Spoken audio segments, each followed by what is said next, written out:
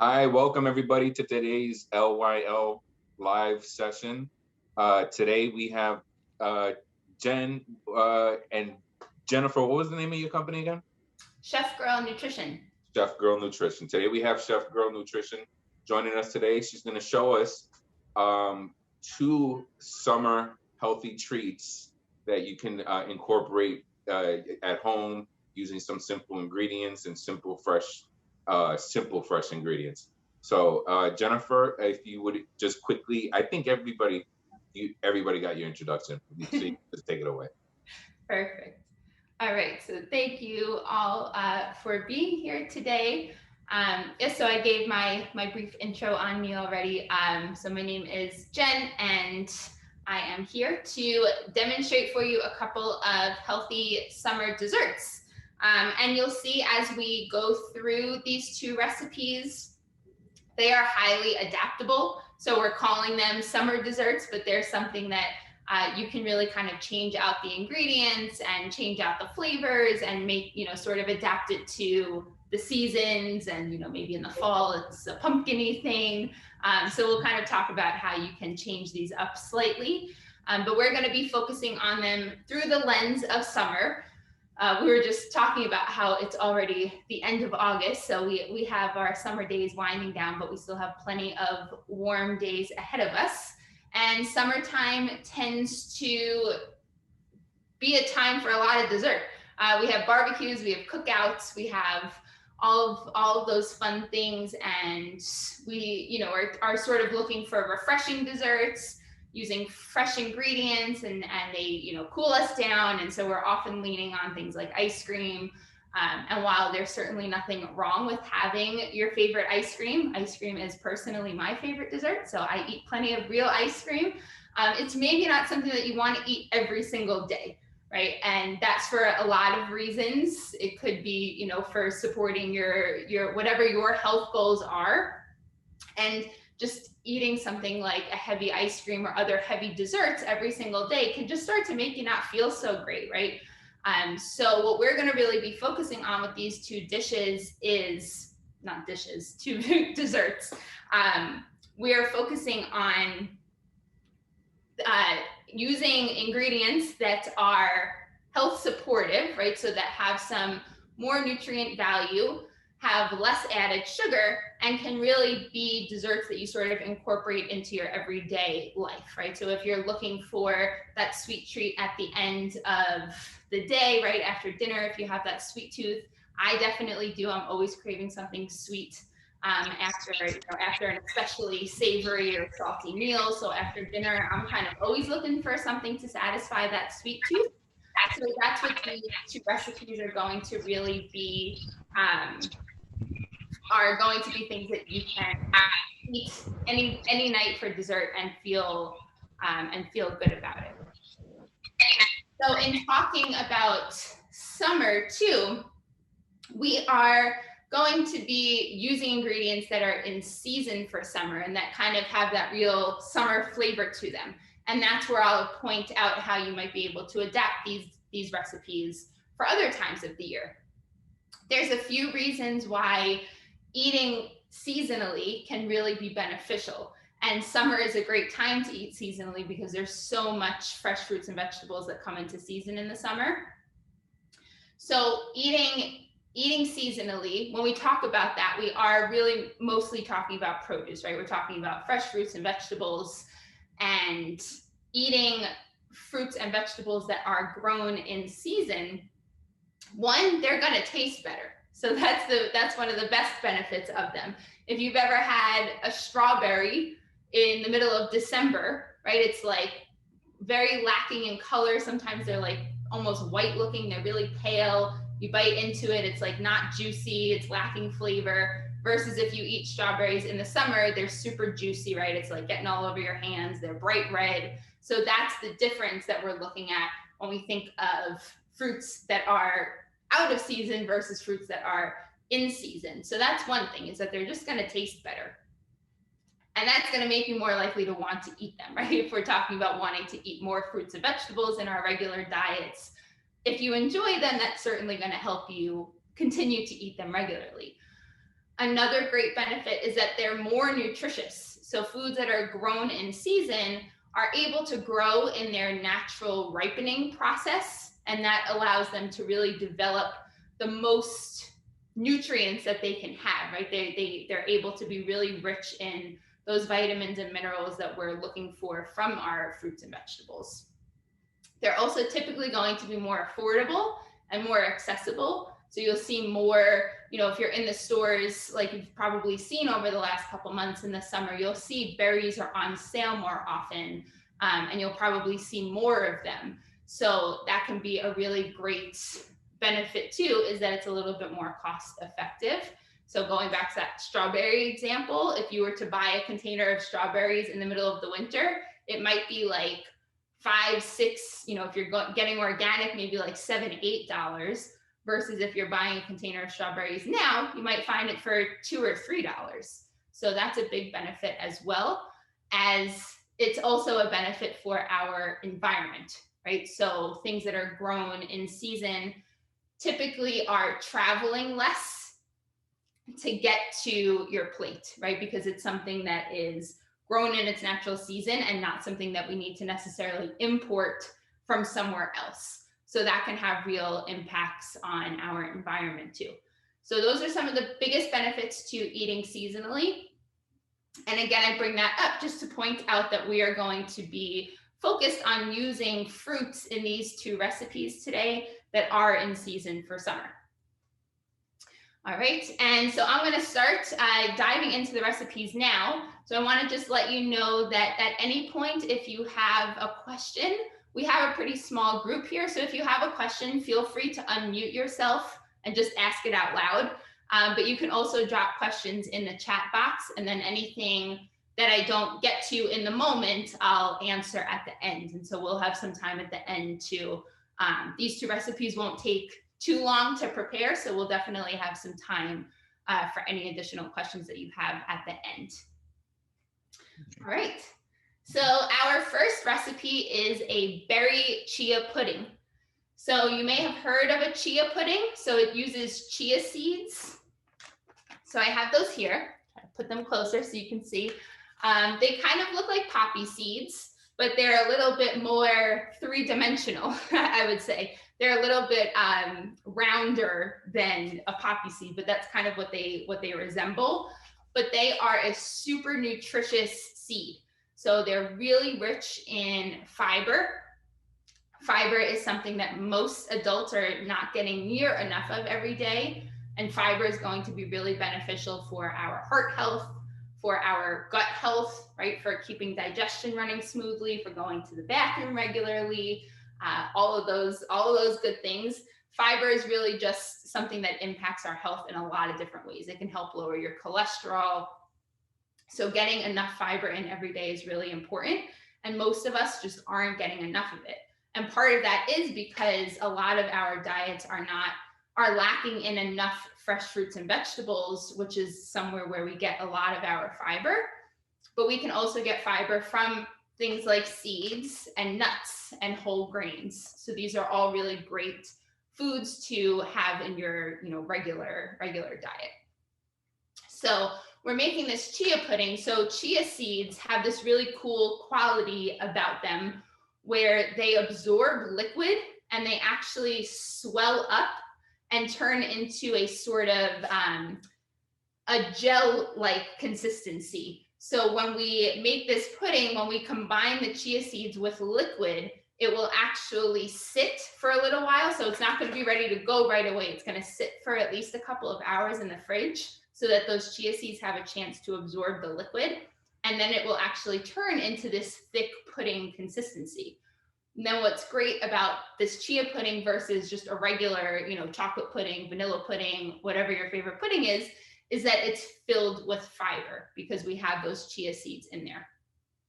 Another really great health benefit of chia seeds is that they're very rich in omega-3 fatty acids, which is another nutrient that is super important for a lot of different reasons, for supporting brain health, supporting heart health. And that's another nutrient that a lot of adults are not getting quite enough of every day. So we can find omega-3s in things like our nuts and seeds, specifically walnuts, chia seeds, flax seeds, and then things like fatty fish. So you may hear of omega-3s more so in talking about salmon. That's often where we are hearing about omega-3s, but fish is not the only place that you can get them. So sometimes that's like a barrier for people thinking that they can't get enough omega-3s because they don't like fish or they don't like salmon in particular. But looking to our nuts and seeds can be a great way to get some of those omega-3s in.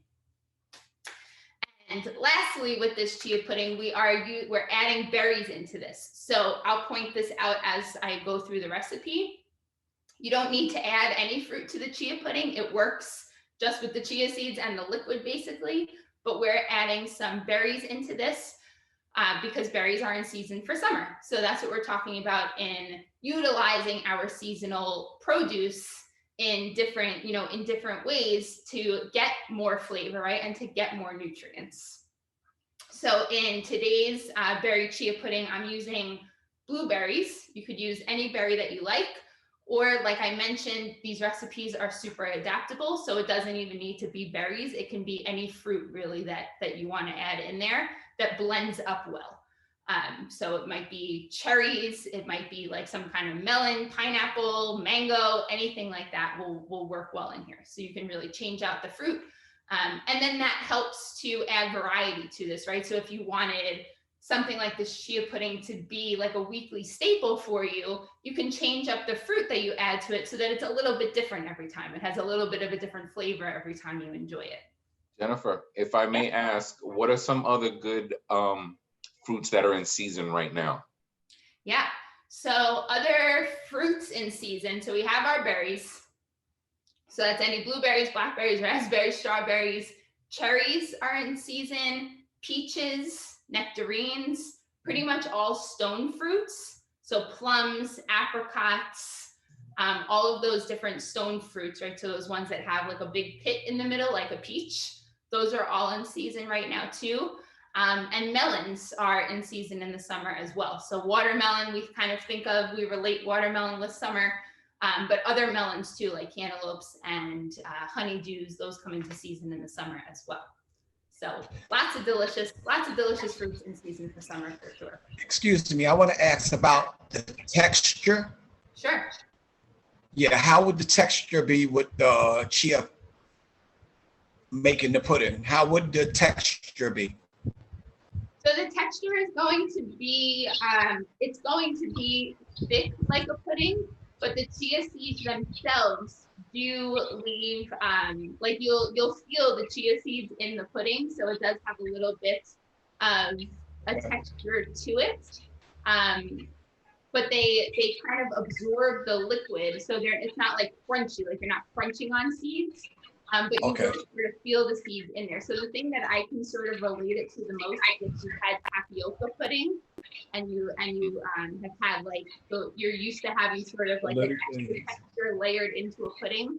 That's kind of what I would relate it to the most. Yeah. Okay. Yeah. It's kind of hard to describe until you try it because it does create a very unique sort of texture. But it definitely will mimic that creaminess and that that thickness of a pudding.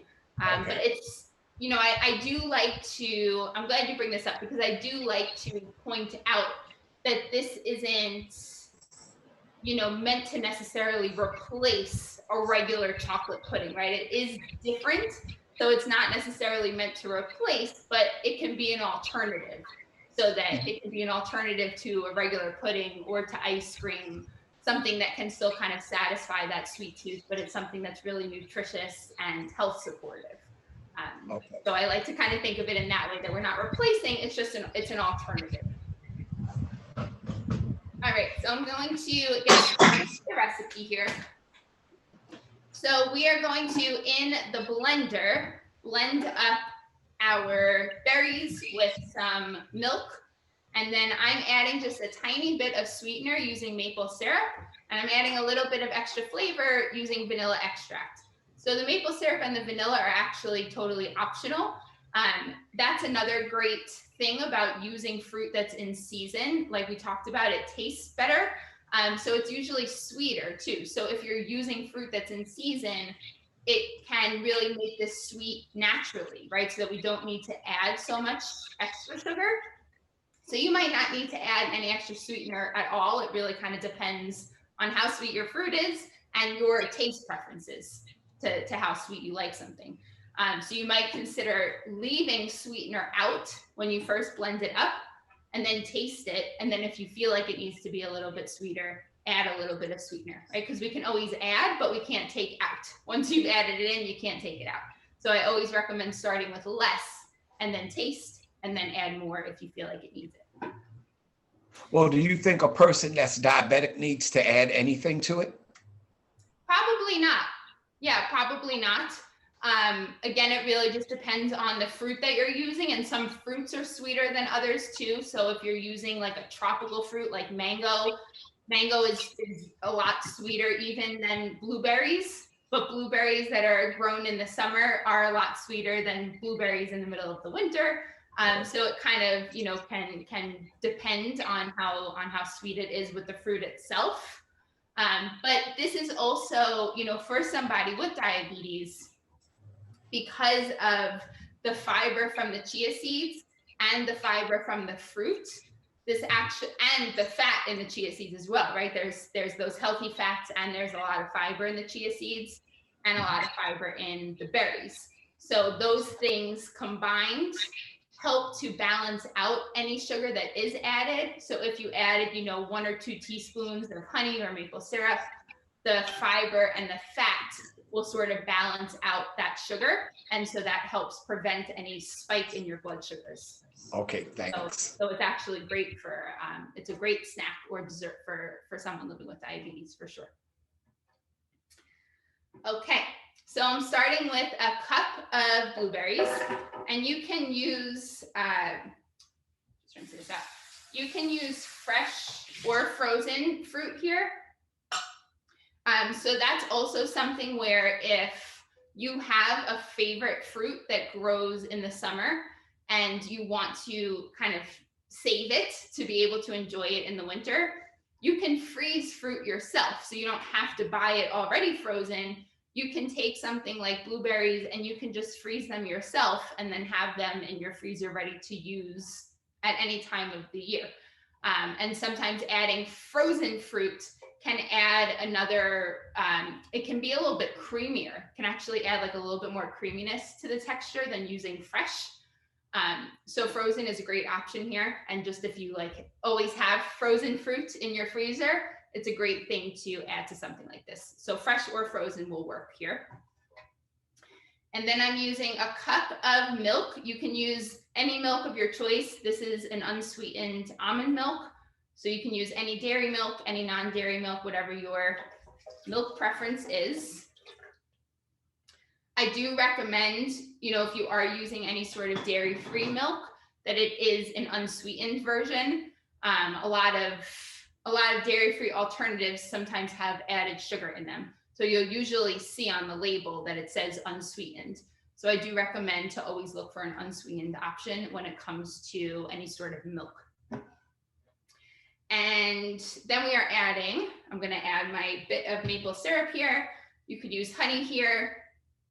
Ooh, the maple syrup cap is, my maple syrup cap is stuck.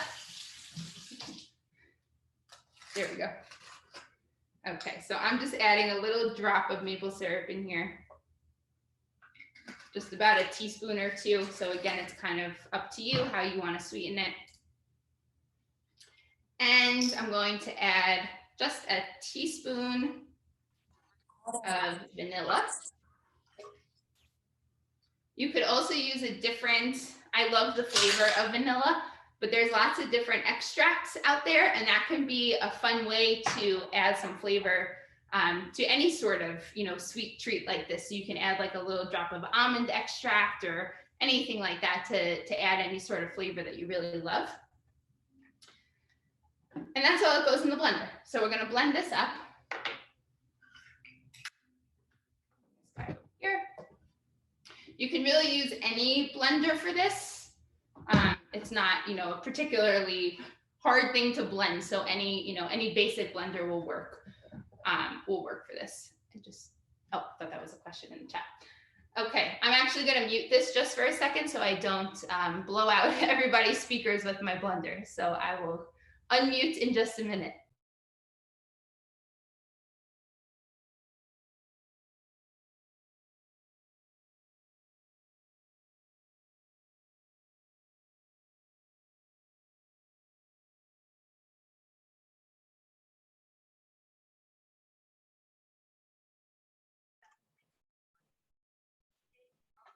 Gotta love that Vitamix blender.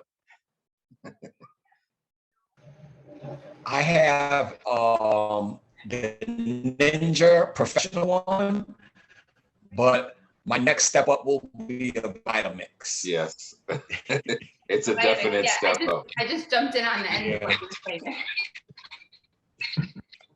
Yeah, a Vitamix is, that's what this is, a Vitamix. It is a very powerful blender for sure, but it's definitely more pricey. So I kind of, always say kind of weighing how often you really use your blender, because it is sort of an investment, but they last. So I do call it an investment because it is something that really lasts for a long time if you take good care of it. I've had mine for a couple of years already. Best thing. Vitamins are definitely great. All right. So we get that mixture blended, and then I have a 1/4 cup of chia seeds in my. I make my own sea moss. So. You make what? Oh, I'm sorry. I was saying I make my own sea moss. Oh, that's cool. Go ahead, Anthony. So I have a 1/4 cup of chia seeds in a jar here. I always make this in a mason jar. I love mason jars. I use them for a lot of things, just because they're so, they're easy. They have the lid. Whenever I'm making like a dressing or anything, I make them in a jar and you can just shake it up. But you can do this in any bowl that has a lid. You do want it to have a lid because, like I said, it's not ready to go right away. It goes into the fridge for at least a couple of hours for the chia seeds to absorb that liquid. So you just want to be able to cover it before you put it in the fridge. And then we're just going to pour this mixture right in with the chia seeds. And that's all it is. So then we just give that a little mix. And it can, like I said, it takes like at least a couple of hours. The longer you let it sit, it can sit for, 12 hours. It can sit overnight, and then you can have it.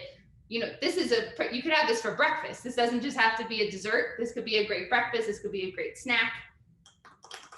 And it will keep in the fridge for like 3 days or so. So you could even make a bigger batch. This would be, 1 to 2 servings, again, depending on if you're having it as a meal, if you're having it as a snack. So you can make a bigger batch of this and keep it in the fridge and sort of serve it out over the course of 2 or 3 days.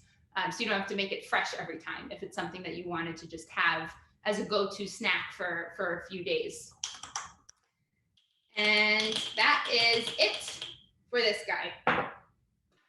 Just pop that lid on there and it's gonna go in the fridge. And when it comes out of the fridge, it will have thickened up. The chia seeds will have absorbed a lot of that liquid. It'll thicken up and it will have that pudding texture to it. So like I mentioned, you don't need to even add the fruit here. It can be great, again, because it adds more nutrients. 2, it adds some sweetness, right? It adds more flavor and sweetness. But if you wanted to kind of skip the blender and not have to clean the blender, you don't need to add the fruit in like this. You don't need to blend the fruit up. You can just do, like we could have just added the milk, like put the chia seeds in, added the milk, added the vanilla extract if you wanted to, and just mix that up and put it in the fridge, and that would have been your chia pudding. And then you can add toppings to it. So then you can add berries to it as a topping if you wanted to, instead of blending it up if you want to kind of omit having the blender to clean, which I very much understand. So kind of a couple options here with how to customize your own chia pudding. I have a question. Sure. I was wondering, will you still recommend the chia seeds for a person that has diverticulitis, being that chia seeds is a seed, I don't know. And the problem with the seeds is that it gets stuck in the intestines. I don't know if that. Mm-hmm. Yeah. So diverticulitis can be individualized in terms of what you don't really tolerate well. So for some people, seeds actually aren't a problem. It's kind of like a blanket recommendation, but it's not always an issue. So it is a kind of individualized thing. But definitely something to be cautious of, so that you can pay attention to if it does seem to cause you distress. If you had something like this and it did make you uncomfortable, then you kind of know, okay, this is, I don't really tolerate this well. But it is a little bit more individualized, but definitely a good thing to consider for sure. I'll give it a try. Yes. Yeah. Okay. Yeah. And chia seeds are unique because unlike the regular nuts, I guess when they collect that moisture, like you said before, it like absorbs it. So it forms like this coating around the seed. So it's like, I don't know, it's very smooth. Like even the texture of it, like eating it, it's very, very smooth. It's not crunchy, very soft. Right. Yeah. Like Yeah, I only feel like, I'm sorry. Yeah, go ahead. eating them in the form of a pudding, you might tolerate better than eating just seeds, right? Just eating like a handful of sunflower seeds, or like popcorn kernels can be an issue because the kernels can get stuck. So eating the seeds this way, definitely might be something that you would tolerate better for sure. Yeah. Thank you. Yeah. Okay, I'm just putting this in the fridge and grabbing some frozen fruit for our next recipe.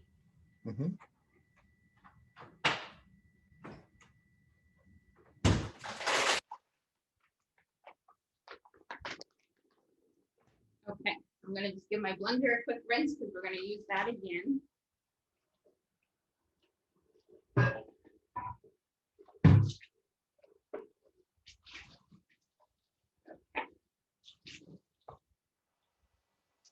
All right. So the next recipe is,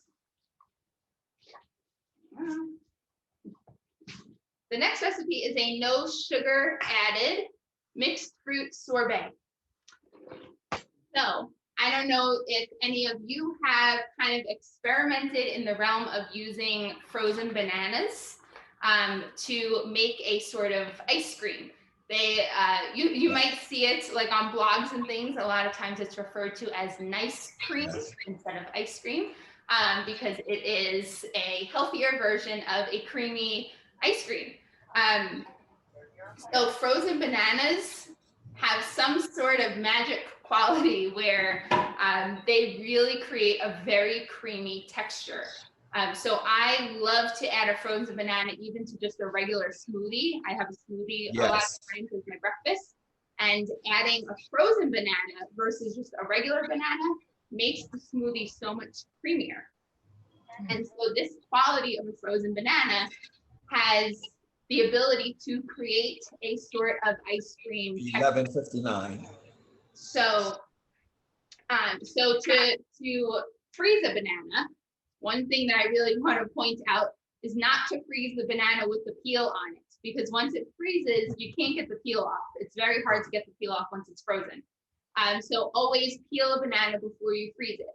The best time to freeze a banana is when it's starting to get, a little over brown, right? It's getting over ripened. So the same way that you might, what you might look for in a banana to be perfect for like a banana bread, that's when you would want to freeze it. So if you're not going to use your ripened bananas for banana bread, stash them in the freezer, and they can be a really great addition to, like I said, a smoothie, or to make this sort of sorbet that we're going to make now. So all we need to do here, I have one banana that I froze. So I just broke it in half, put it in a plastic freezer safe bag, and just stashed it away in the freezer. They do defrost really quickly, which is why I left it in the freezer up until the last minute. They do defrost pretty quickly. And when they defrost, they're a little bit more watery. So they're really not so good once they're defrosted. So you want to use them while they're still frozen. This is kind of like that sweet spot there. So All we need to do with the frozen banana before tossing it into the blender is just cut it into chunks, just to make it easier for the blender. So I'm just going to cut each of these halves into chunks, and that's it. So just nice chunked frozen bananas. You actually can also usually find frozen bananas in the frozen fruit aisle of your regular grocery store. So just like a bag of frozen fruit like this, sometimes you can find frozen chunks of banana. I think they started kind of adding that into stores more because smoothies have really become more popular. And like I said, it's such a great addition to a smoothie. So sometimes you can find frozen bananas just in the regular freezer aisle too.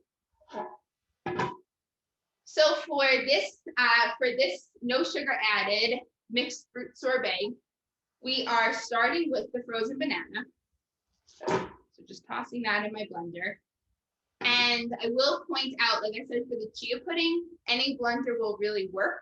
For something like this, you do want a bit of a more high-powered blender because it's blending all frozen fruit. So it's makes it work a little bit harder.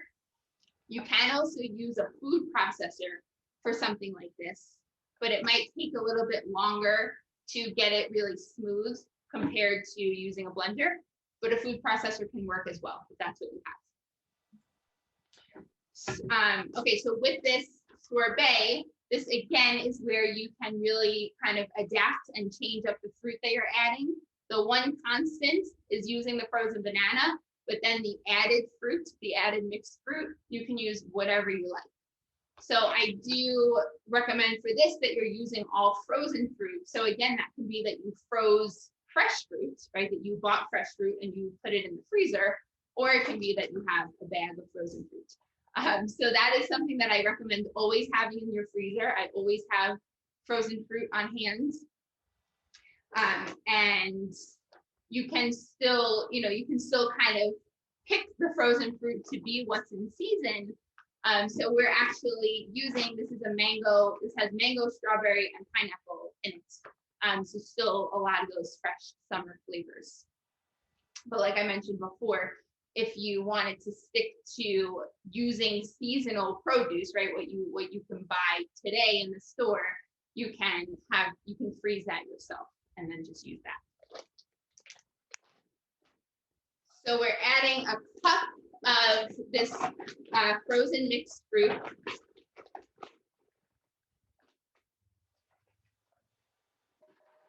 To go with our banana.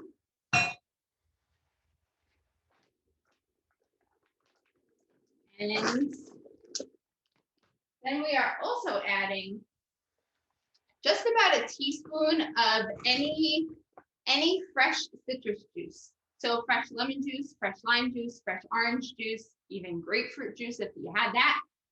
It just adds like a little bit of, like a zestiness. It kind of cuts the sweetness of the fruit and adds like an extra, it just balances, it adds a balance of flavor. And any citrus works really well with fruit. Any fresh citrus juice works really well. One of my other favorite combinations is watermelon and wine. So that's really delicious too. So I'm using lemon juice here because that's what I have. So I'm just adding about a teaspoon of lemon juice. And then all we need to add in there is just a little bit of water. And I'm using from my pitcher, we want to use filtered water. So just adding a little bit of water kind of as needed to get the blending going along. So if you start blending this and it seems stuck, sometimes it just needs a little extra liquid to kind of get it going. So you can kind of just have some water on hand and add it in the blender as needed. And that is all of our ingredients for this sorbet. So we're going to get that blender back out.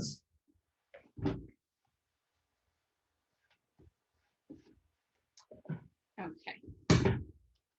And if you have, your blender might come with one of these tampering tools that's meant to go into the blender to help move things around. You don't want to stick like a rubber spatula or any sort of cooking tool into your blender because if it hits the blade, it's going to get ruined. the blender and the tool will get ruined. This is a tool that comes with the blender and is intended to be used with the blender. So if you have a tampering tool that comes with your blender, that's what you want to use here if you need to kind of get it going a little bit. So again, I will mute myself real quick while I blend this up.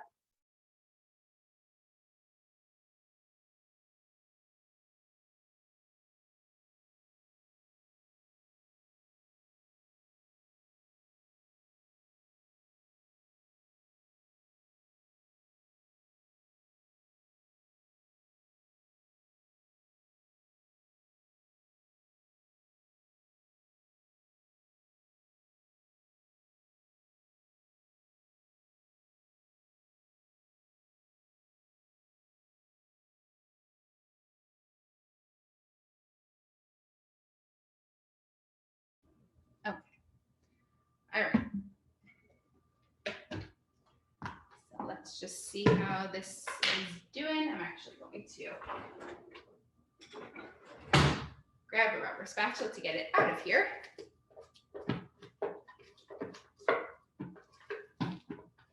Okay.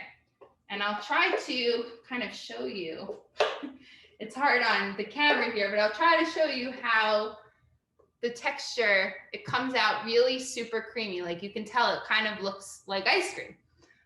So it's really just a totally fruit-based, that's why I call it sorbet, because to me it's a little bit more like a sorbet than an ice cream. But there's no added sugar in this at all. Again, something, you know, similarly to what we were saying with the chia pudding, where you might want to add a drop of sweetener if it's not quite sweet enough for you. It again will kind of depend on what fruit you're using and how sweet the fruit is. But generally, because we're including a banana in here and we're using a more ripened banana, right? So I mentioned that you want to try to use a banana that's kind of getting to that overripe stage. That also means that the banana is sweeter, right? The riper that the banana gets, the sweeter the banana gets. So using a very ripe banana, freezing that, and then using that in here adds a lot of natural sweetness. So you usually won't feel like you need more sweetener if you have that ripened banana in here. It adds a lot of natural sweetness. And all we do with this is transfer the sorbet into a freezer safe container. So whether that's a, you know, like a Tupperware, a glass storage container, something that you can put a lid on again, stash it away in the freezer. You can certainly eat it fresh. If you wanted to just eat it right now, you could, but you can also stash this away in the freezer, and over, you know, sitting in the freezer a little bit longer will firm it up. And then it will kind of have even more of that sort of ice cream sorbet texture to it. Whereas like right now, it's a little bit softer. So if you put it in the freezer for a little bit, like if I put it in the freezer now to enjoy as dessert tonight, it'll be that perfect texture. And that's all that this sorbet is. And so the frozen bananas, like you can make just frozen banana ice cream or sorbet, whatever you want to call it. You would just use, you know, 2 or 3 frozen bananas, and just blend those up, and you can have just banana. You don't even need to add another fruit to it if you didn't want to. So super simple recipe to make as a dessert as well. Jennifer, if you don't add the citrus juice or the lemon juice, does anything to like the consistency? No. It's really just a flavor thing. Yeah, it won't change the texture. Yep. Thank you, Jennifer. Anybody have questions for Jennifer? I'm so glad that you mentioned the bananas, because I had some bananas in the fridge down and I needed to freeze them. So thank you. Yeah, you're welcome. Yeah, definitely. Bananas are definitely salvageable. I always say to try to just throw them in the freezer if you're, you know, if they're starting to brown too quickly. Stash them away in the freezer because they have lots of uses that way. What's a good shelf life on banana in the freezer? How long do you think the good last? Yeah, that's a good question. I would say to try to use them like within a few weeks. They will start to get sometimes they will start to get like a little brown, like they might start to get a little discolored if they're in there for too long. So I would say to try to use them like within a month. Try to use them within a few weeks. Yeah, but yeah, they'll last. You know, like with anything that you're putting in the freezer, just try to get any air out of the bag and, you know, make sure that they're sealed up nicely so that they don't get freezer burnt in there. But they'll last for a few weeks for sure. Awesome. I'm gonna try that this weekend and put some chia seeds on top. There you go.